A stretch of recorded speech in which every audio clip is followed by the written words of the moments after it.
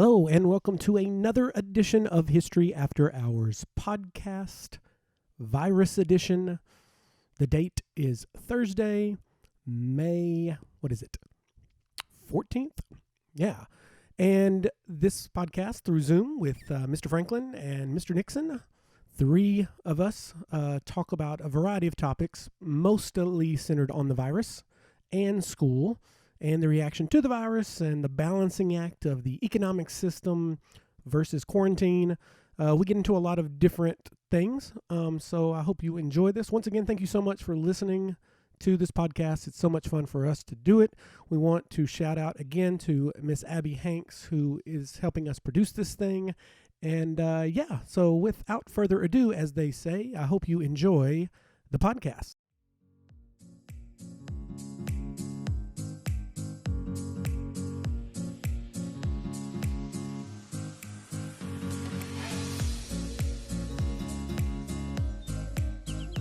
Another edition of History After Hours, quarantine version. This is May 14th? Yep. 2020? It's hard to keep up with the days. Are y'all finding that's a weird, I know it's been said a lot, but a lot of people are saying, yeah, it's every day is kind of running. There's no weekend now. Don't you feel that you've lost a month? Like, where'd April go? Really? It's like this new zone. Yeah. Like it wasn't really there. Yeah. I mean, like the amount of days I've went without wearing shoes, it's like there's literally could be 3 days where I don't put on a pair of shoes. It's weird.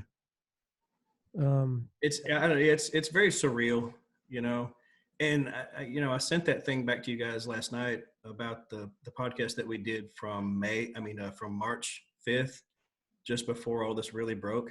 And listening to us go through that, the very first question in that podcast was about the virus from a student. And we were like, well, we're not really sure. It's still in China, Yeah. And then literally 2 weeks later, we were out of school and then we never went back.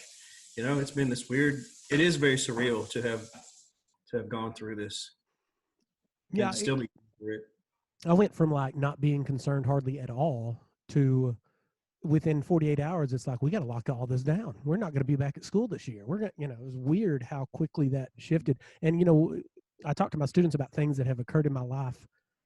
Like 9/11 was the only thing I think that has occurred that will be in the history books that everybody kind of remembers.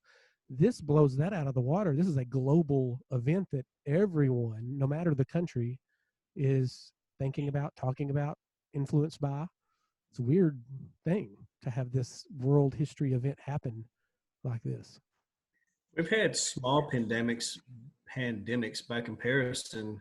I was hearing the newsboys earlier today talk about the Zika stuff and some and the H1N1. What was the other name for that? They called it not the pig virus. What were they calling it? Swine flu.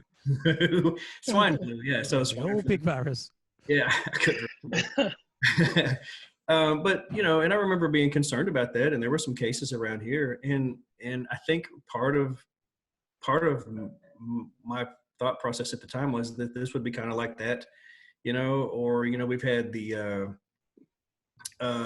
West Nile scare there a few years back, and Zika or whatever. But so I thought there'd be some people affected by it, but I never really thought it would turn into this. Even though we sort of speculated that it could go in that direction, I didn't really envision that. Did you? Not at all. I mean, here, I'll show you something if the camera will pick it up. In the first month, I decided just to let my facial hair go. And then I got creative when I shaved. I don't know if you can see my Texas. I look like I belong in the movie Tombstone. But that's just something I did for the children. I mean, we're trying to keep ourselves occupied here. It is weird. We're just in a weird place. I don't know how we're going to remember this or. I was talking about that specifically with my economics kids in a discussion forum, group on Google Chat or whatever you're calling Classroom. But I told them when we look back on this, I hope that I taught it well because it was happening. And so we've been watching the economic impacts literally unfold. And so their last assignment was, okay, now predict. how's it going to change? How's it going to change school? How's it going to change business? And so I'm letting them just like run wild with it. And some of them are painting some very bleak pictures. But kind of like what you were saying, it's a global event that everybody's going to remember and look back on. And I'm trying to stress that to them.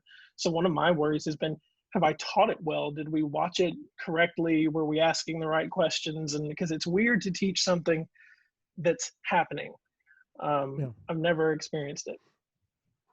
Especially as a history teacher, like we usually have the lens of history to look through. We've had decades, so we kind of know how it all plays out. It's weird being history teachers teaching a current event that is changing so rapidly. And you're right, like just wondering if and especially like these podcasts, like we're saying things. I wonder how that's going to hold up in 2 weeks, Yeah.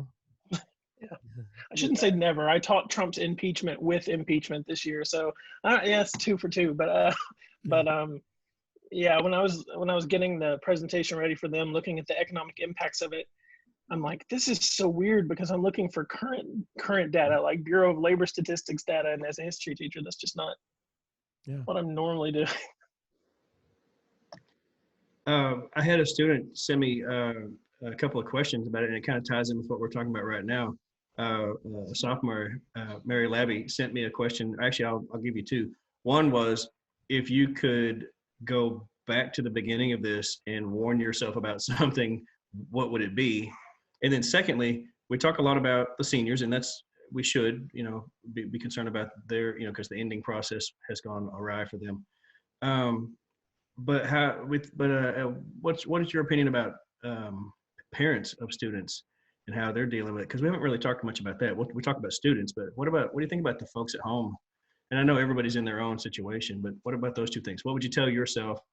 And I really do feel for parents trying to do their job and keep their lives in order, and plus help their kids with their schoolwork more than they ever have. Yeah, maybe that's what I would tell myself, is take the kids to a relative and leave them there when this hits. So they're isolated and stranded, and my relatives have to take care of my children instead of me running wild. No, that's not true.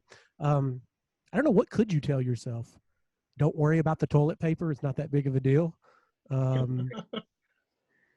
don't know. The good thing so far is things haven't gotten out of hand. I mean, there's been some small incidents, but things haven't gotten violent. The food supply is still going. I mean, yeah, you go to Walmart and maybe there's no eggs like yesterday, or or beef is going to go up in price. There's going to be some minor adjustments, but I don't know that there's any single thing I could have told myself. Maybe what for my career, the Zoom meetings, try to figure out a better process. Because that first week I was just winging it. I didn't know what I assigned too much stuff, and I probably would have said, don't stress about the small things during this 4th 9 weeks. Mm-hmm. Yeah, I think that's me too. Really, I never was in panic mode about the virus itself. We took precautionary measures pretty early, and I felt pretty safe and secure with that. And especially us being a more rural state, that helps us as well, because we're somewhat isolated, I suppose, just because of our distance from each other. But I've never had a Zoom meeting in my entire. I've never video conferenced ever, and so maybe learn those technologies, because you never know when you might need to use them. So I agree with that. Yeah, I think this is going to also help change. Like I might do this quite a bit next year as recorded lectures, now that I know kind of how easy it is instead of the podcast. I mean, I still have all my podcasts but I might be doing some of this too, to give students just more resources at home, hopefully when we're back at school. Yeah. What were you going to say, Nixon? I mean, the Zoom thing, getting in sort of a hand in the technology early, I think would have helped me.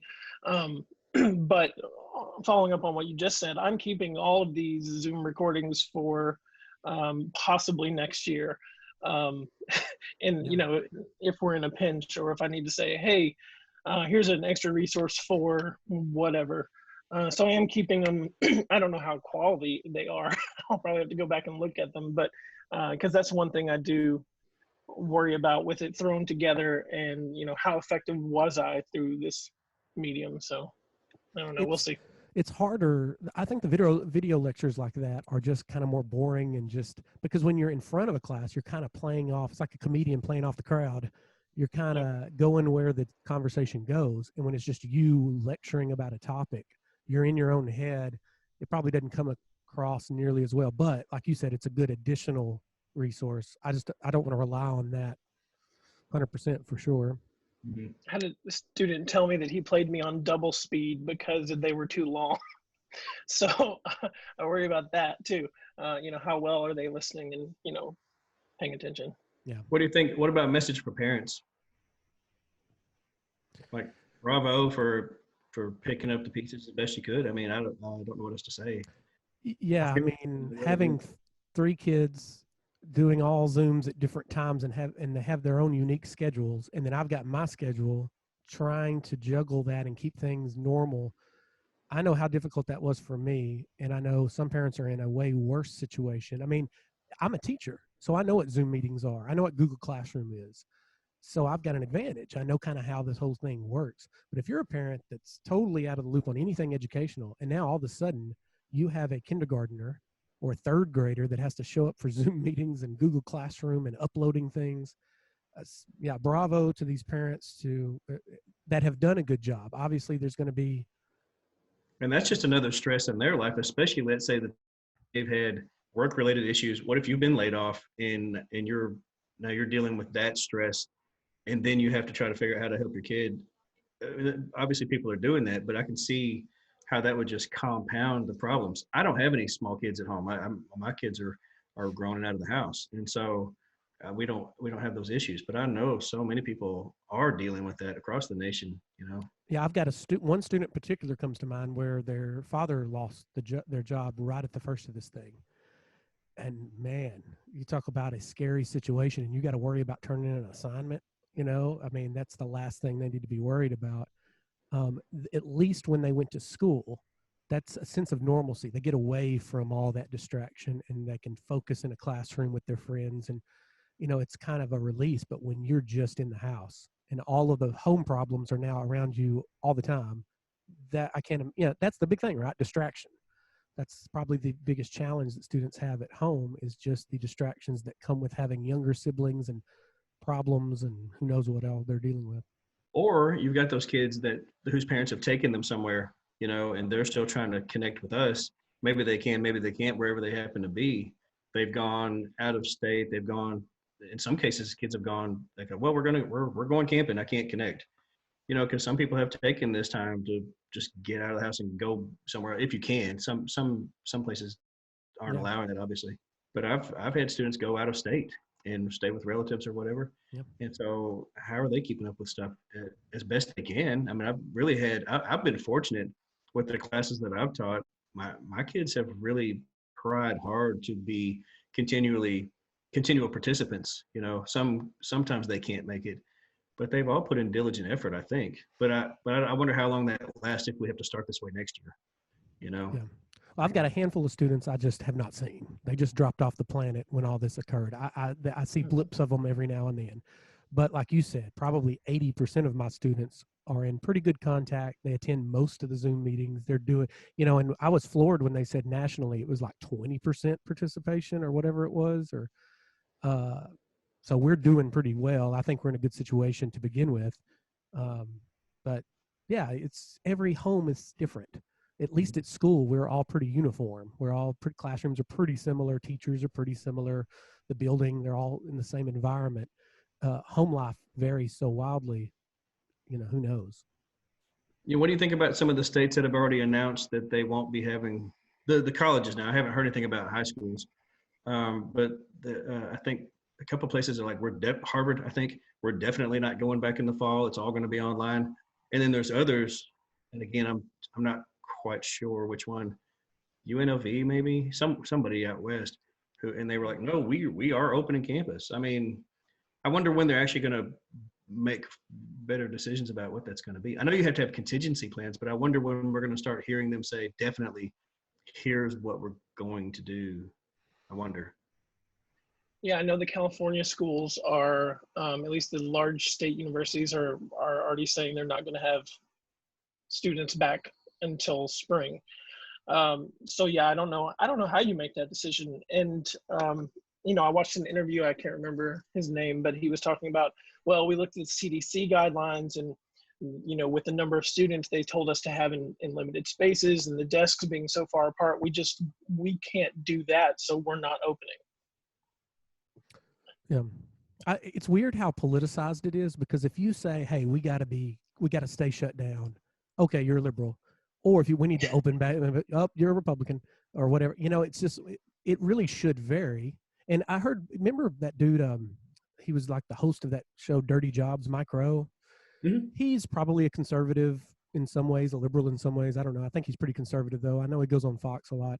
And he wrote a book a few years ago called Safety Third. And it was kind of interesting, where we're all saying safety first. And even the governor, I guess, of New York maybe came out and said, if it costs just one life, it's not worth it. But then you got to think, well, is it really safety first? I mean, we should get rid of all driving if we're really concerned. He was saying, like, when you go to the airport and Delta or wherever is going to talk to you about how safety is their first priority, but then they strap you into this machine that defies gravity and goes well, safety is not their first priority. Let's get it. There's going to be a level of risk, right? And it's going to have to vary wildly, I would think, depending on where you live. And we don't know what's going to happen. I mean, obviously we know that if one person's infected, it could end up making horrible damage if we open at all. But I think there's going to have to be a balance. You think they're going to have to figure out how to play percentages and what the probability of infectious spread would be?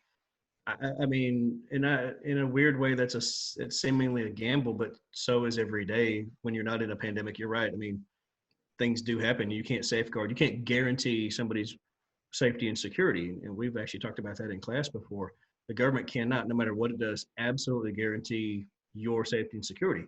And so there's an inherent risk in just being out there, But at the same time, if you look at an area like ours, like I said a while ago, we've had low infection rates. We've had low hospitalization rates.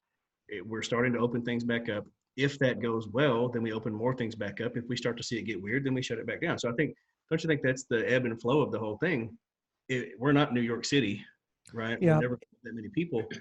And at the same time, we have to think about long-term economic effects. And I'm sure Nixon thought about this deeply as well. Yeah, but what I'm saying is that our circumstances are going to be different than theirs. And so what we can do and how much sooner we can do it is probably going to be much different than what so we can't have this like sort of blanket. I know some people want a nationwide plan. I think the nationwide plan needs to be, each state needs guidance, but at the same time, they've got to figure out for themselves what is going to be in their best interest overall. And again, what's the probability of it getting disastrous here as opposed to somewhere that's much more populous? Like those decisions seem to be much more practical. Yeah, I think if you're talking about a nationwide solution, the one doesn't exist. But I think you can do a nationwide formula. Like, here are the things you need to look at. Take these variables, look at them, and then do a state solution or do a local solution. And Kevin's right. It's become so partisan that I don't know that you're going to get either side to agree to that or even meet in the middle for that. But yeah, the economic effects are going to be insane. And there's so many predictions right now from multiple economists about whether it's going to be this V-shaped recovery or if it's going to be the U, like the long road back up. And nobody really knows. But I think the longer we go with things completely, I know they're not completely shut down, but you know what I'm saying. The more likely we are to have that really extended, slow recovery. And that's not good for people who are unemployed or will be underemployed, not returning to work full time. Yeah, and small businesses, like, if we play it too safe to try to save lives now, you could end up messing up the food supply or global trade, and then it costs 1 million lives down the road because of poverty and starvation. I'm also worried about the middle class. The gap between the rich and the poor has been increasing since Reagan at a pretty decent rate constantly under every president. I wonder if this is going to escalate that rich get richer and the middle class shrinks even faster because of this, where you have a lot of middle class business owners that are about to be unemployed I think, what is it, 18%? I mean, Great Depression numbers were 25% unemployment. It's reaching 18%, I think I heard, or Yeah. So when the last numbers were put out, it was 14.2%. And since then, we've lost 3.5 million more jobs. So, I don't know where that is going to put us. But, if you're looking at 18, 20, 22%, yeah, that's depression level. I mean, we're already probably depression level, but that's getting closer to Great Depression level. and then you got to worry about prices. With the slow openings too, you think about them hiring people back, but not everybody's coming back at the same time. There's no way they're going to be able to hire all the employees that they had. If I'm a restaurant owner and I'm only allowed 33% capacity, I only need 33% of my workforce perhaps to cover that clientele that may come in. So when some people, and are they better off on government assistance at that point? Well, that's what I was about to say. Okay, go ahead. Well, I mean, it's one of those things where if you return to work part-time, you have to report those hours and those wages. And that's going to be an offset to unemployment benefits. And unemployment benefits are already like 1/26th of your wage. So when you're talking about returning to work part-time and then also losing unemployment, you're actually worse off. A lot of people, I won't say universally, a lot of people are worse off by going back to work part-time. But they're in that catch-22. If they then refuse to work, they get no unemployment benefits. So you're gonna put working people in a really tough spot with the slow reopening. Also, the stimulus. Remember that thing that happened that they talked about people getting? Did that ever go to anybody? I don't think I know a single. I think I know one person said that they received this. I think most of it went to corporations, and which I guess is no surprise. But I heard something today that I found disturbing along those lines. Churches in this country are tax exempt as far as I know, right? Yeah. Why would they receive stimulus money? Yeah, that's a great question. Today that they did. They did, yeah. In some cases, millions of dollars. One churches here received over $120,000. You pay no taxes, and yet you're going to get a bailout from the taxpayers to keep your. What can you explain that phenomenon? How's that working? How do they apply for and then receive? How is that legal? Well, I mean, it's you're looking at a couple of things. You're looking at the way they received it was because they're classified as a small business based on the definition and how many people they're employing and that sort of thing. And then they, it's basically an exemption in the law where. Okay, but I don't mean to interrupt you, but I'm just curious. So the fact that they're paying employees and those employees are also then paying taxes and you're paying unemployment insurance or whatever is for them. Yeah. That's how it qualifies? I don't know about churches and unemployment. That would be a new one for me. I'd have to look into that one. But it's all about how they wrote the stimulus law, and it's kind of fascinating. And I haven't looked at a lot of it, but one of the industries that didn't get anything were the cruise industries because you're incorporated off the American coast, you don't pay taxes, you avoid our taxes, so we're not going to reward you. But that's what they did with churches in a weird way because they are exempt from taxes as well. They're not offshore, but they're not paying any either, but they were okay to put them in the stimulus. If they're small businesses, they should pay taxes. Yeah. I mean, I don't have a good. I don't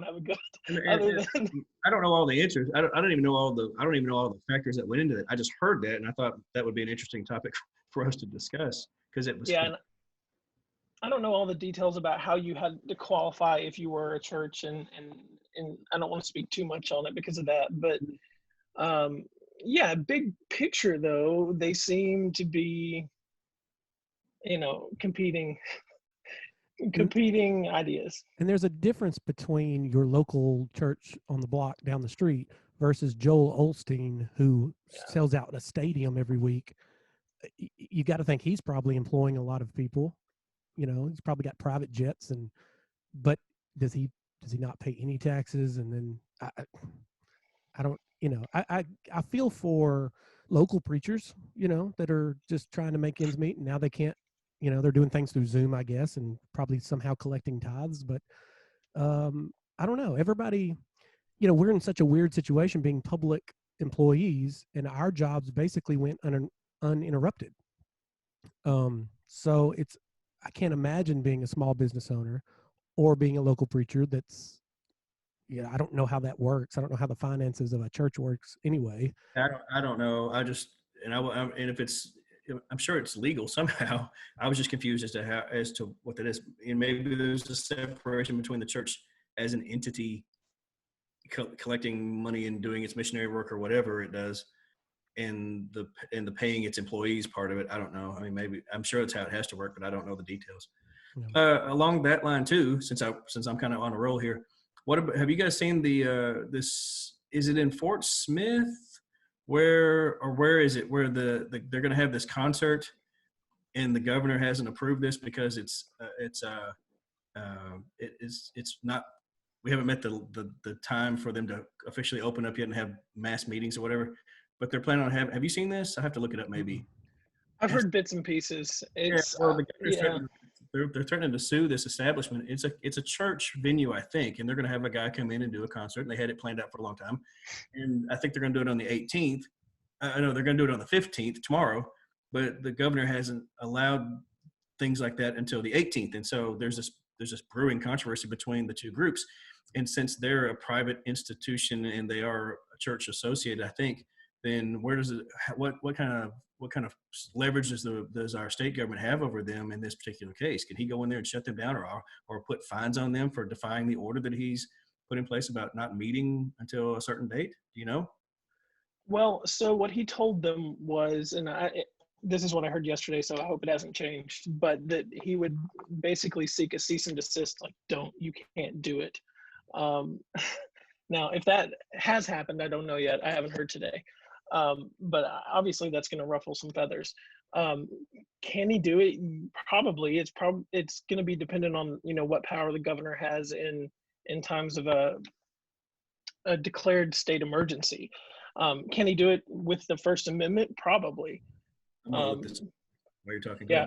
Yeah, probably is the answer to that, because generally applicable laws, as long as they're not specifically targeting religion, are usually upheld.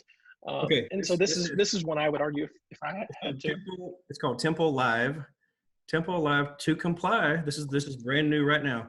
Temple Live to comply with cease and desist order with May 15th concert.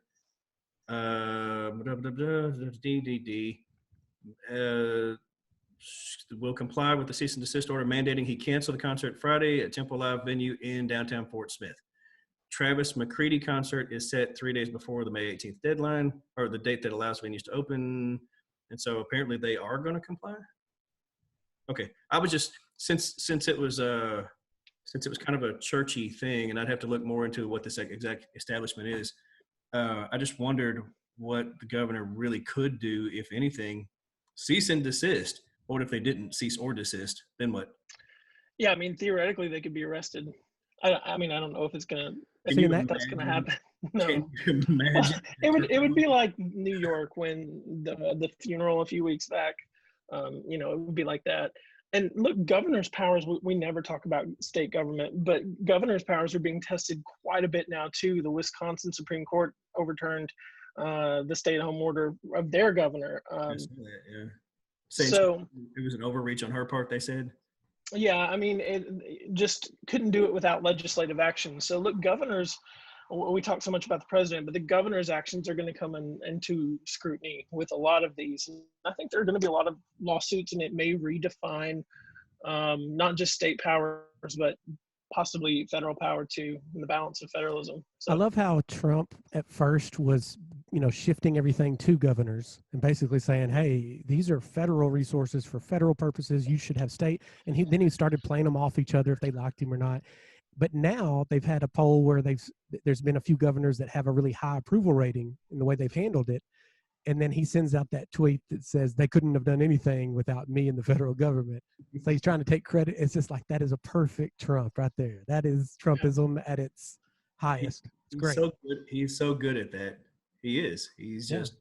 I'm always in awe. Not in a positive way.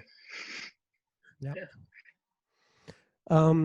Well, I know some places that my band has played are starting to open back up this weekend. I think maybe is it the 15th, and they have it's. I don't even know how this is possible, but a lot of the places we play, of course, are clubs, and so they have a bar and they have tables and they serve food. A lot of them, but they have to do the social distancing guidelines, a maximum capacity for each place, and then how do you even, I don't even know how that would work. I'm sure the places are happy to be reopening, but if everything's limited, they're probably not making a profit.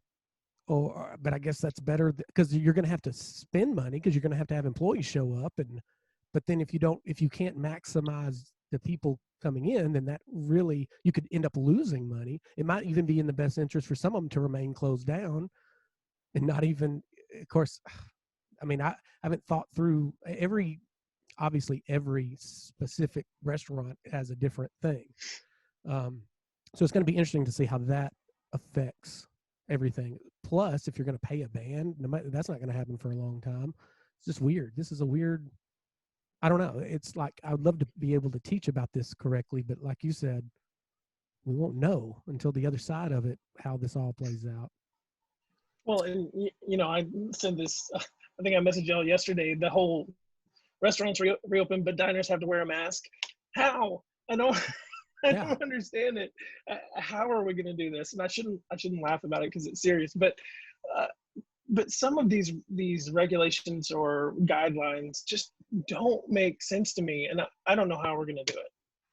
I went to Walmart yesterday, and it was going to be one of those trips that's going to take a while. So, I do what I do when I have to go out. I wore a mask, and, just of course, somebody my age, living in the South, kind of a tough big guy, you get the looks like, why are you wearing a mask? And I just want to take it off and just say, it's for your benefit. I could be sick. I'm not doing this because I'm weak and I'm scared I'm going to get the virus. I'm doing this in case I give it to you and you give it to your 70-year-old grandmother. And I don't know why that logic misses so many people, because so many people think the mask means that you're insecure and scared and all that. No, I just care about people. That's why and even if it reduces the risk by just a little. I've heard stories from people who said that they've been actually accosted for wearing a mask and shamed, and people yelling at them and stuff. And that's so bizarre to me because it just seems like a common courtesy. I'm like you said, I'm doing this more for you than I am for me. Cover your mouth when you sneeze. But I haven't actually personally witnessed that. Like we've been out, and we always mask up when we go, but everybody's been really just sort of like, meh. I've not seen anybody. I know it happens because I've heard, and I know people who said, yeah, I got people yelled at me or whatever. But I've not personally seen that. So no one has said anything to me. The same jerks as other people, maybe. Yeah, nobody said anything to me, but I was in the hardware section, and there was just a guy that was basically laughing at me because I had this mask on. Yeah, it's hard to laugh when your lungs are filled with fluid, sir. Yeah. Be careful. And that brings me to another point. We talk about masks. We're talking about stay at home, social distancing, all that. But there's very little talk of raising your individual immunity through diet, exercise, vitamins. There's vitamin C, zinc. There's specific vitamins and stuff that you could take that are proven to raise your immune system to help fight this thing off, which would do if everybody, even on some level, bought into that, it could have a huge effect, even globally. There's some countries that are healthier. Obviously, they have less obesity, less heart disease, and they're doing it much better, even if they have less strict, whatever. Italy got hit horrible. And of course, Italy is the land of smokers. It's like there's very little money or advertising or anything on the one thing that really could help us get through this faster, which is living a healthier lifestyle. Do y'all find that odd? Or is it just that's the human nature? We don't like to tell people to. I've always found it odd that in our country specifically, we don't truly advise well when it comes to healthful living. It's really this sort of you're on your own, do your thing. It's very, I suppose, individualized, and that's what capitalism has brought us. I think you're on your own, make your own choices, do your own thing, and then don't cry to society when your life falls apart. Like that's kind of how we do things here, right? We don't necessarily have a great safety net, but we also don't promote any ways for people to really, truly access good information about how to live a healthy lifestyle. It's almost And like it comes from both sides, like. Oh, yeah. I'm not pointing fingers at any political party, but Right. I'm curious about the FDA's situation, and I think about we did a lesson just yesterday, as a matter of fact, with my sophomores about globalization, and we talked about the countries that have the most fast food or whatever. And I remembered that as we traveled around, let's say that we went to a fast food restaurant in Europe as opposed to here in the United States, same restaurant, but the food tasted different because they don't allow the same amount of crap in there. Like you can't have certain ingredients. You can't have sodium levels through the roof. And we allow that all the time. I remember, and I won't name names for restaurants, but I went to a sit down restaurant, and it's what we used to go to all the time for, sort of celebration type things. Oh, it's your birthday, go. And I would always, we'd leave there, and I'd have, hours later, I had this massive, like, splitting headache. And I was like, what? And I'm not allergic to the food. And so what is it? What is it? Well, I finally took it upon myself to look up their nutritional information, and the amount of sodium in the meal that I typically had, because I liked it, was more than 3 times the daily allowable amount of sodium. And so I was having this massive, like, my organs and my body was like screaming at me for consuming that much salt at the same time. And so I had to stop going there.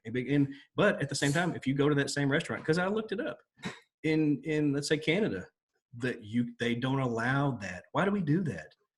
Well, it's almost like we want people to be sick so we can sell them more drugs. Is it some sort of, I'm not a conspiracy guy, but at the same time, pharmaceuticals love to sell drugs to people who are sick, and you can't do that if people aren't sick.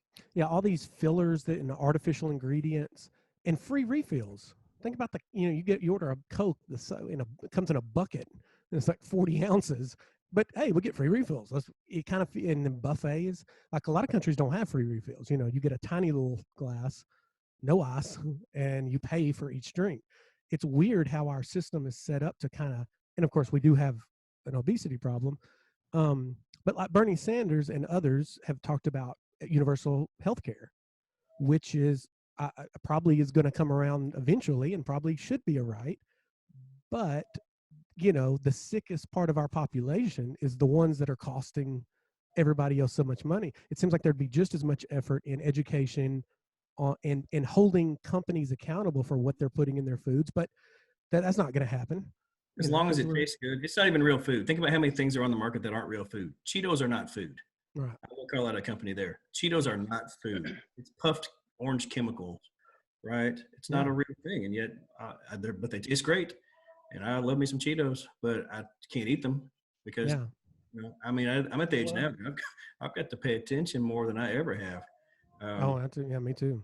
Yeah. Well, look at the response though when we try to do something. Look at the healthy lunch, and I'm not a big fan of the healthy lunch program that the Obama administration rolled out. But look what the response was to it. Just the give our kids back their sodas, give them back their candy bars, let them have whatever they want to have. Just the response to it was almost like you're attacking our personal liberties, to where I think we've forgotten what personal liberties actually are, because healthy food, especially in schools, is not an infringement upon your your rights. But that's how everything's treated. In the 70s, I did a deep dive on fat. You remember everything, back when we were growing up, it was always fat is the devil. And so a whole new category came out called low fat or fat free. It turns out now in nutritional science, it's the sugar. And of course, that was backed by sugar companies and soda companies to attack, and they would have people with lab coats on saying fat is what makes you fat, when actually it looks like it's the amount of sugar.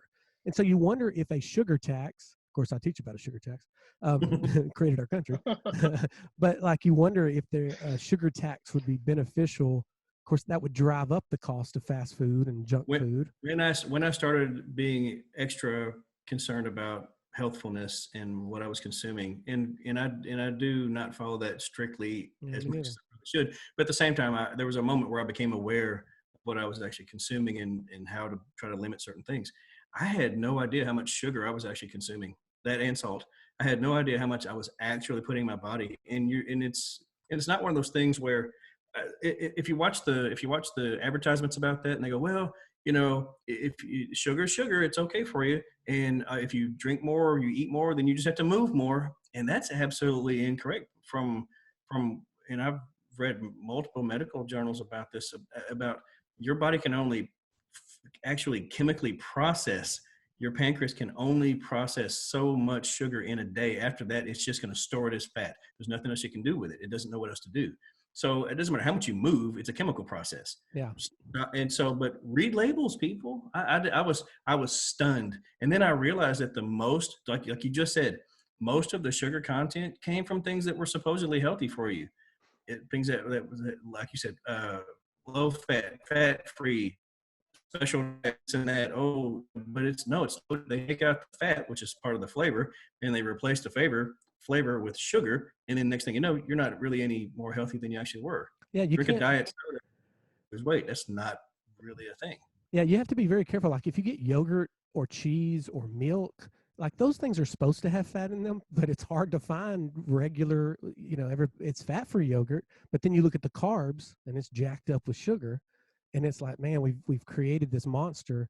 And yeah, when as most of you know, I was an athlete, and then I became a personal trainer, certified personal trainer, did that. And the number one question that you get asked is how can I lose weight?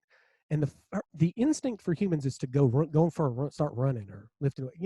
80 something percent of it can be controlled with diet. I mean, you can get shredded by just manipulating your diet. And it's weird that we're at the time of this pandemic and people are dying from this virus. The thing that fights the virus off is a high immunity, a healthy body. And no one's talking about that. It's like, people will talk about school shootings, which are horrible, and that kills children, and it seems it's so politicized. But then you got the tobacco companies, or drunk driving. No politicians talking about that. And kills way more people. Don't you remember in New York a few years ago when they tried to ban giant sodas? And just like you said, people were in the streets protesting, "It's my right to drink this. How dare you infringe upon my choice?" That's weird. It's like the Carter Malaise speech. Do y'all remember that? When he Jimmy Carter Malaise speech. It's the economy wasn't doing good. There was a stagnant economy, and we called it stagflation, high inflation, the oil crisis that we had. And he basically went on national TV and scolded the American people for being too greedy, not pulling their weight, and it killed his popularity. And that's when everybody's like, "Oh, no, not Reagan," wrapped in an American flag. Do what you want to do. I'm gonna have to look that up. I don't remember that. Yeah, it hurt him politically bad because the American people do not want to be told what to do or that it's our fault in any way. It's weird. We take responsibility for some things, and then something. No. Don't we want to be. Go ahead. I was just gonna say we want to be always right, and we want to be never scolded, and just live our life the way we see fit, because by God, that's the way it should be. And we don't ever want to be corrected. It's so ingrained in American culture now. It's parts of American exceptionalism. My God-given rights. Yeah, and of course, as a politician, it would cost a politician to come out against, and I'm sure they're getting money from some of these companies. I wonder what the tobacco people and the sugar people and all those.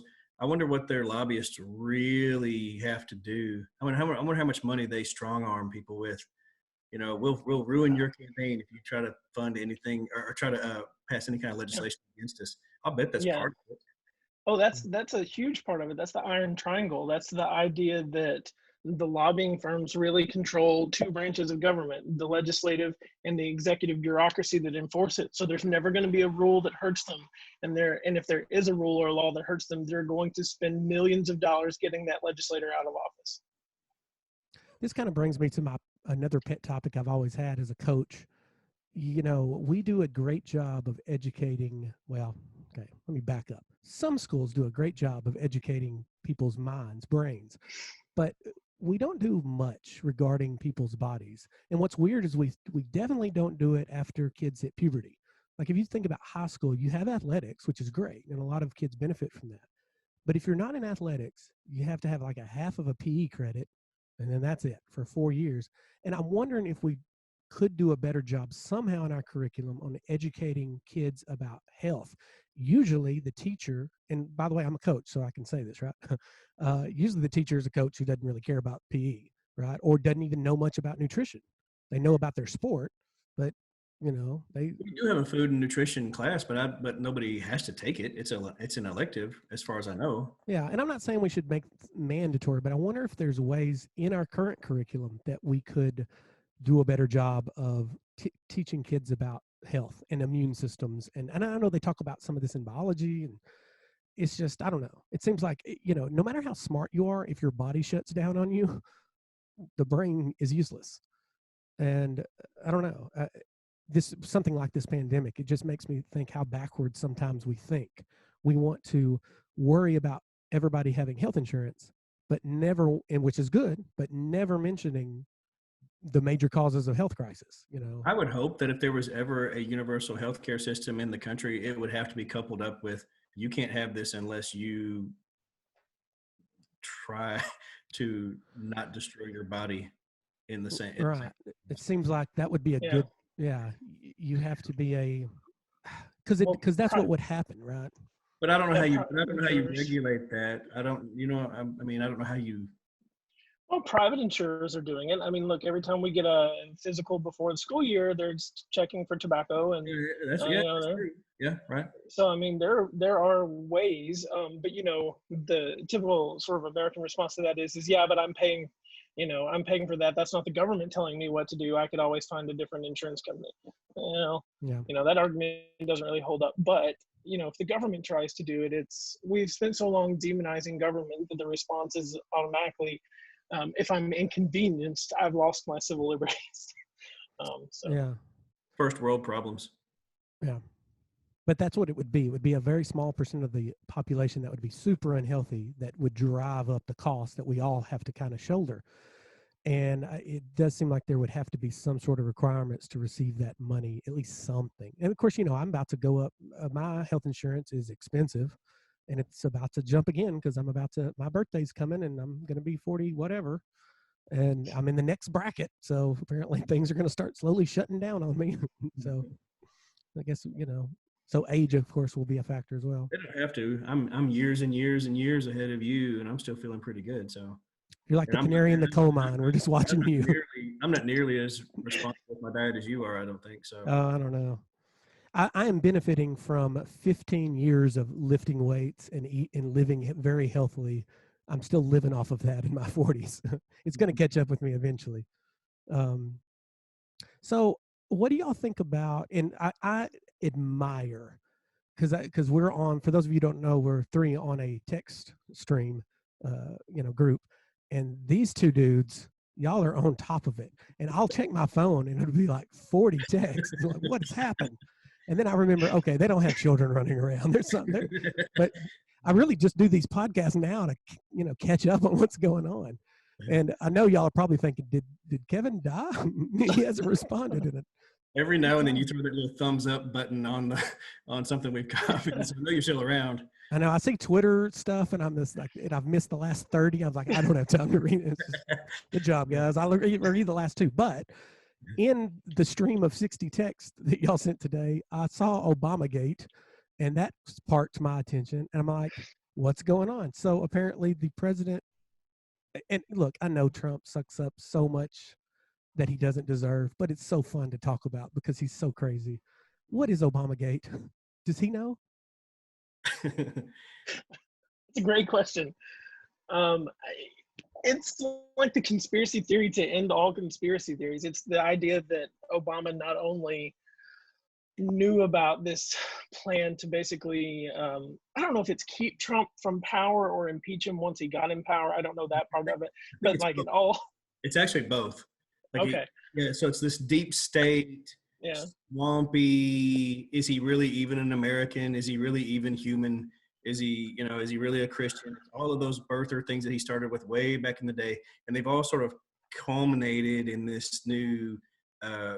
Except it was hey, he was trying to trick me up before, rigged elections and all that, and then now after the fact, he's been trying to get me. He's been trying to undermine my power the whole time. It's him and the Clintons, and it's all that. So go ahead. I didn't mean to interrupt. No, you're fine. I don't know a better way to describe it, because it is like every conspiracy they've ever had all put into one, and now it's, he keeps tweeting that it's coming and he should be indicted, and abuse the powers of the presidency to get him removed or impeached or keep him from getting elected. I'm just like, dang, if Obama was that powerful, why didn't he just rig the election? I don't understand how people follow that logic. You Yeah. remember when people were afraid that Obama was going to raise up the Syrian refugee army to keep himself in power when when his 2 terms were up? That one was so funny, but there were people who really, really believed that. Or Jade Helm. Jade Helm is my favorite one, that Obama is creating a military and they're assembling in abandoned Walmarts. That's what I'm talking about. Yeah, that's the one. I couldn't remember the name. So I know that anything that you can attack Obama for, Joe Biden is going to pay politically, maybe. Is that the foundation of this, or is it his popularity in response to the coronavirus? What sparked all of a sudden? Because I heard a reporter ask him about it, and he just said everybody knows what it is. He never said. Every time he faces criticism for it, whether it's the coronavirus response or whether it's anything that he's done that anybody might be critical of, he said, "Oh, you said this last week." Well, it's Obamagate. That's his new thing, and it's a deflection, and it's masterful. This is I admire him in a weird, twisted way to be able to spin these things off. His deflector shields are really strong, and things just sort of bounce, and he says things and people believe them, and there's nothing to back it up. It's remarkable. Things. Yeah, it is absolutely remarkable. It also drives me nuts, being a fact-based kind of person, knowing the just blatant video lies, video evidence, that drives me nuts, but he's able to do it. Mm-hmm. But it's I think it's two things. I think it's campaign strategy to undermine Biden, because Biden's going to tie him with Obama, obviously. And then also it's to, if he does win re-election, it's to solidify even more power to himself, because anybody who opposes him, you're part of that deep state conspiracy, and you are, and it's going to be the media mixed in with it and all that other stuff. I think it's just an attempt to shore up even more power if he does win the election, or if he loses the election, call it foul and then challenge. Yeah. I don't know if it's correlation or causation or what, but if you look, because he's a poll person, he follows polls and promotes the ones he likes, and then the ones that say he's losing, he says that they're fake. But about that time when all this happened, some swing state polls came out that looked really bad for him, and there was a Texas poll that came out that put Joe Biden within 2 in Texas. And that's crazy. I don't think that's an accurate poll. I'd have to look at the methodology, but then all of this started swirling like at a huge level within a day or two of those. It was a string of polls like Pennsylvania, Wisconsin, Michigan sort of polls. And so I don't know if it's coincidental or not, but I know he watches the polls, and then this happened. So. Well, one recent example is when this whole thing hit, it came out and pretty much agrees that the Trump administration cut our response to a pandemic like last year. Then within just a couple weeks, somehow he's claiming that when he took over, the cupboards were bare. That he didn't have what he needed, but he cut. And then somebody asked him, well, you've been president for 3 years. What have you done to replenish the cupboard if it was bare? And then he goes off about how great our military is or something. It's something. It's like, that's a nasty question. You're a nasty reporter. You're fake news. I'm the president. Don't question me. Yeah, he's not going to answer that.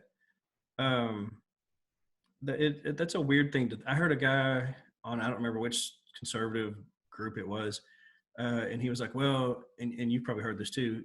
Obama didn't do anything. He didn't help. He didn't even begin the process of creating a vaccine for coronavirus, which is hilarious because coronavirus is new. Right. That's right. It wasn't a thing when he was in office. And so how do you go back and blame that? It's just brilliant denial, consistent, like I said, he's a master at it. I think it's the same technique, strategies that he used in business, just double down until people just have to quit asking, Which I think is why he's fighting so hard to keep his tax returns I was just sealed. gonna I was just gonna ask you about that. Like, is that still an ongoing? Are there Yeah. more hearings about that coming up with the Supreme Court? I I assume. think the Supreme Court has held all the hearings they're going to hold. I think it's just decisions. Oh, So we'll hear by the end of June at the latest. But those, and I listened to all it's like 3 hours of those oral arguments, which is a new thing because you don't usually get to listen to the Supreme Court live. So COVID-19 is changing the way the court functions, and we get to listen. And it was just insane the links that the personal attorneys for the president were arguing blanket immunity, blanket privileges. The president is not accountable for anything while he's in office. It's the whole Nixon, when the president does it, it's not illegal.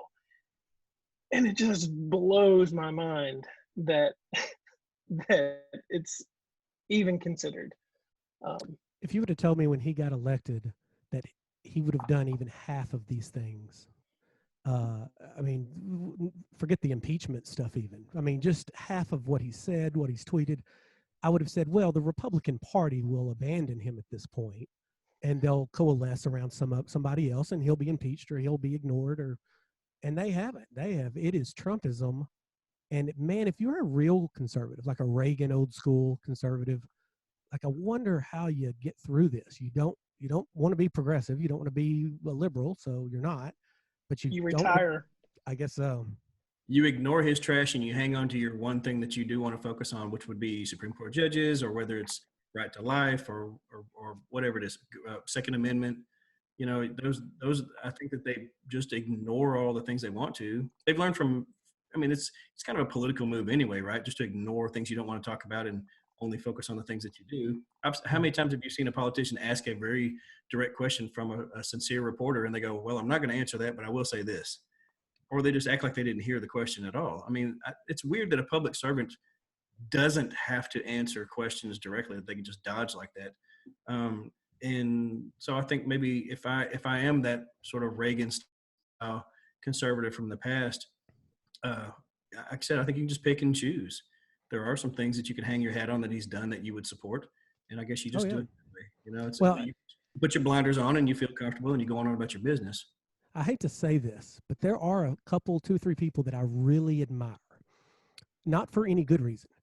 Kellyanne Conway, Giuliani, Stephen Miller. These dudes have been in the Trump administration for a long time, which means they have sold their soul to Trump, because he gets rid of everybody that have possibly criticized it. This means they've went this long without publicly criticizing Trump at all, because none of them would ever do that or they would have been gone. That's pretty consistent right there. Because, just one public criticism, one mic that's accidentally left on, one little blurb where they say something negative about Trump, it would get you fired. And those people have hung on for a long time. That's true. I hadn't thought of that. I mean, Tillerson, you could go through the list of people that he fired for a number of reasons. I remember I was mowing my yard when it came through when Tillerson called him basically not very bright. And I remember thinking, oh, Tillerson's gone as Secretary of State already. And then it was like 2 weeks later, he was gone. It's like, so these other people that have hung on, and Kellyanne Conway, there's another magician for you. She can spin it like the gymnastics that these people can do to defend Trump. They should be in the Olympics. It's the another one to watch gymnastics. is this new press secretary, Kayleigh McEnany, because they put her, and she was so prepared for it in the briefing the other day. The reporter asked her about, well, do you take back your comment that you made on Fox News where she had downplayed coronavirus? And she opened her briefing book, flipped to the back, quoted about 5 or 6 newspapers, all liberals, leaning, where they had either posted op-eds, usually op-eds, about how they thought the coronavirus would be mild, and said, are you going to take back your statements? When you have an answer, let me know. Close the book and walked away from the press, the lectern. I was just like, holy crap. Yeah. I mean, I can't stand her, but you have to respect that ability to just go. Yeah, you saw that coming too. It was like a softball question, and instead of a bat, she used a cannon and just blasted it back in their face. I thought, oh, oh yeah, she'll be there she'll be there. You have to, I think you have to just morally and ethically you have to let go of everything. And Trump has to become the center of your world or you don't have a job. I mean, and those people have done that. And I think she's going to do it too. How does Kellyanne Conway go home and not fight with her husband? It's so weird because he's so not a Trump guy. I would love if there should be a reality show with people's home life. That is part of me thinks that they just go home and laugh. Maybe. And go, because I mean, it's their job to say what they say, but it doesn't mean that they believe it. They might just it might just be a big show to them. And I mean, I wonder if who was that? What was the Cajun's name that Bill Clinton and Carville, James Carville? Wasn't his wife a Republican? Mm-hmm. And so that was a big deal. But they seem to be way more civil than normal. But these two are diametrically opposed on Trump.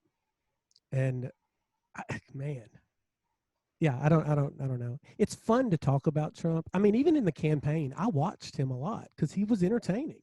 He just said some crazy stuff, and it's weird. It's kind of like that old phrase, there's no such thing as bad publicity. Everything is, and so partly it's his entertainment that got him elected, and I guess that's why he just takes up the conversation. We had a podcast with another president. We had History After Hours during the Obama years. We barely talked about him, as I recall. It's just like something we mentioned Obama did this. Oh, okay, whatever. But now everybody's paying attention. No, it's a show. Yeah. Yeah, Hillary said during the campaign he sucks up all the oxygen in the room, and he does. Yeah. So last question, unless there's something else we need to cover, but I just, what do you think about the fall? Does this thing come back with the fall like they're saying? And then what happens if the first day of school is through Zoom? How do you think that changes everything? I don't want to think about that. I really don't. I just don't want to do that. I mean, we will if we do, but golly, I just so want to be back in that building and try to be normal. I don't want it to have to be, desks 6 feet apart. And I don't want to have to be every other kid gets to come to school every other day. And I don't know, man. I want to be so much of the hard to be though. Yeah, so much of the tone for me is set on those first 2 or 3 days. Just talking about what we're going to do, how we're going to do it. I mean, for AP Gov, I stand up and talk about George Carlin in the first 2 days. I'm like, we're going to talk about everything. And I don't know that I can do that through Zoom. I don't know that I'm going to make the connection through Zoom. Well, the biggest problem with Go ahead. I'm sorry. I was going to say the biggest problem with Zoom is the kids that don't have a camera or their internet's too slow to have their camera on. And so you just say their name. And it's like if they don't say something, you don't even know they're there. So you literally could be dealing with 25 students. And by the way, I don't even know how we would get to those kids because there is no Google Classroom. We'd have to figure that out. But then, they all log on. Maybe they're there, but I only see 3 of them and I don't know them. And then it's like, how do I even get to know the names in the blank screen if I can never see them? Because we, even in this, we play off of each other's, facial expressions and things. I don't know.